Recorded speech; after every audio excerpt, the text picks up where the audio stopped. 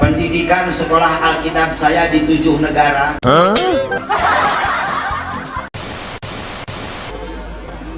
Pendidikan sekolah Alkitab saya di 7 negara.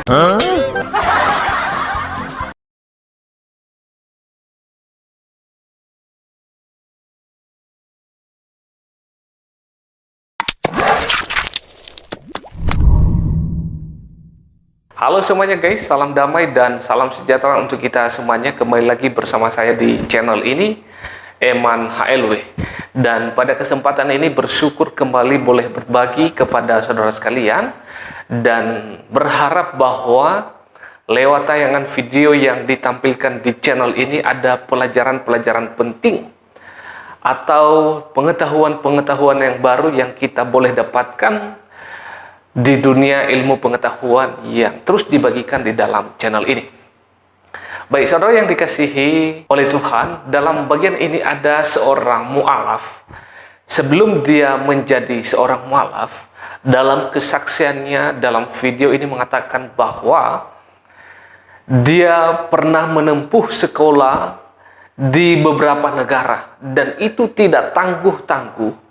Mengatakan bahwa dia bersekolah teologi ke 7 negara.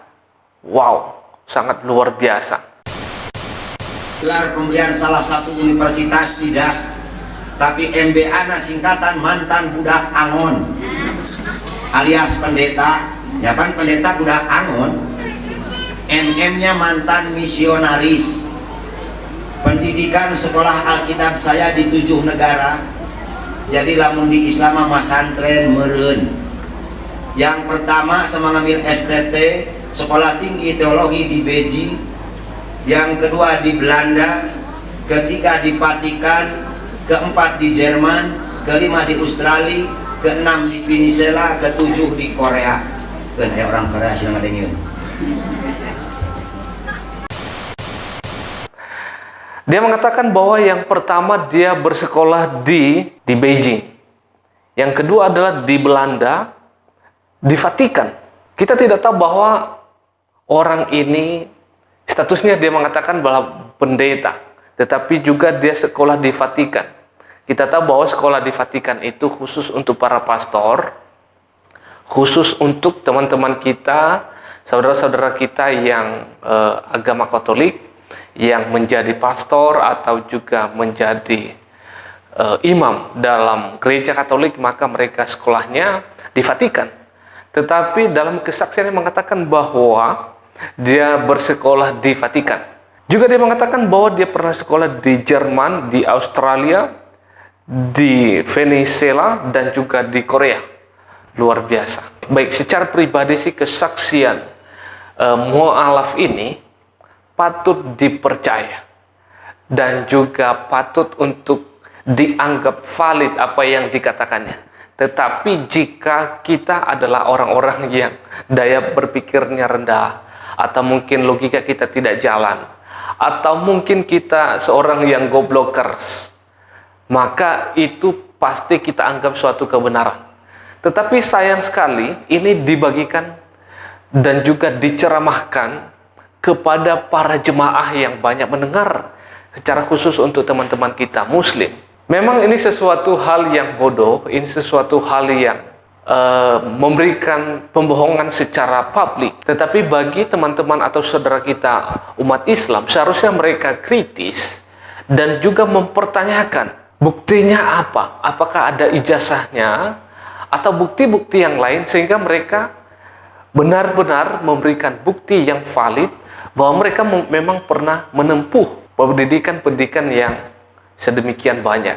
Ya, secara logika sajalah, kalau bersekolah di luar negeri itu bukan hal yang gampang. Kita kasih contoh saja, kalau kita cari fakultas-fakultas di Indonesia, pasti sangat susah dan sangat sulit untuk masuknya. Emang jual nasi goreng?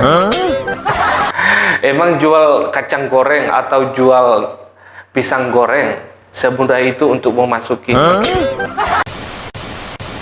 Dan selama 6 bulan saya dididik di Amerika, tepatnya di Boston, untuk mengikuti strategi misionaris.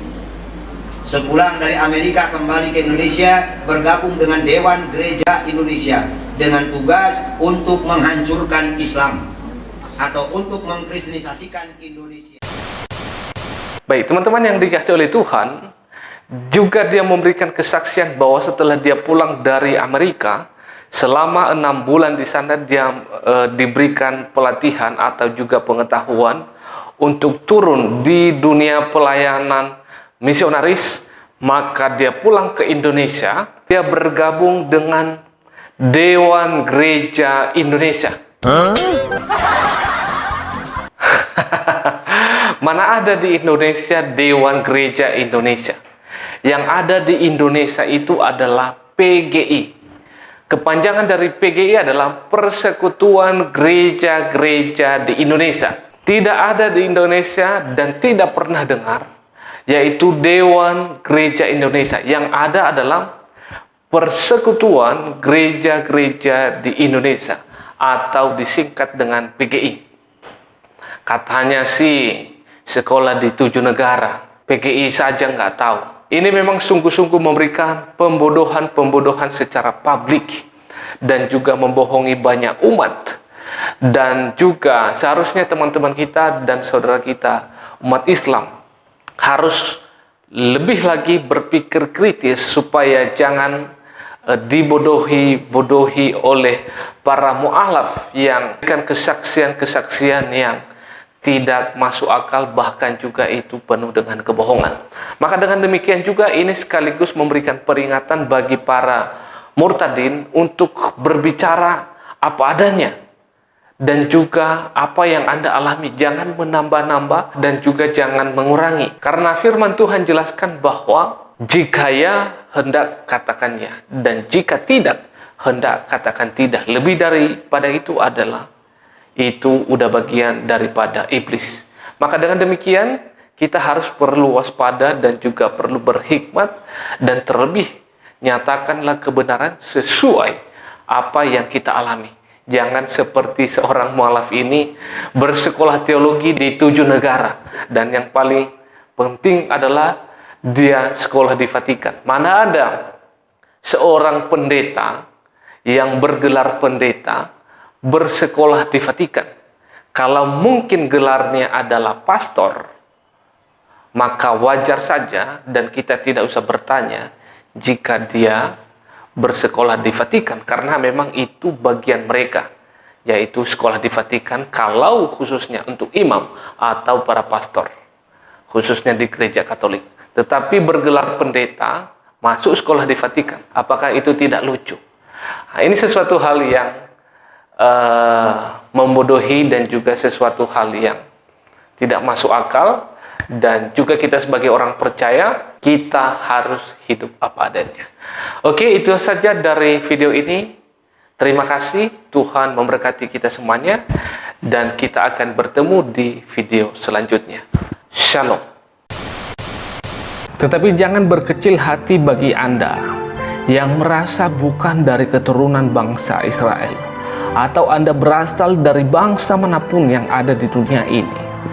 Ada kabar baik untuk Anda pada hari ini. Ada kabar gembira untuk Anda yang boleh mengubah hidup Anda, memberikan engkau damai sejahtera, dan yang paling penting adalah memberikan engkau jaminan hidup kekal. Siapa dia? Dia adalah Tuhan Yesus Kristus yang telah datang ke dunia, berinkarnasi, mengambil rupa manusia, dan sebagai misi utamanya adalah menyelamatkan umat manusia yang telah rusak oleh karena dosa. Dan dia telah mati di atas kayu salib yang sebagai tebusan dosa manusia itu, yaitu dia menyelamatkan saya dan juga saudara. Maka dengan itu percayalah kepadanya, terima dia sebagai satu-satunya juru selamat Anda. Maka dengan demikian Anda akan memperoleh hidup yang kekal.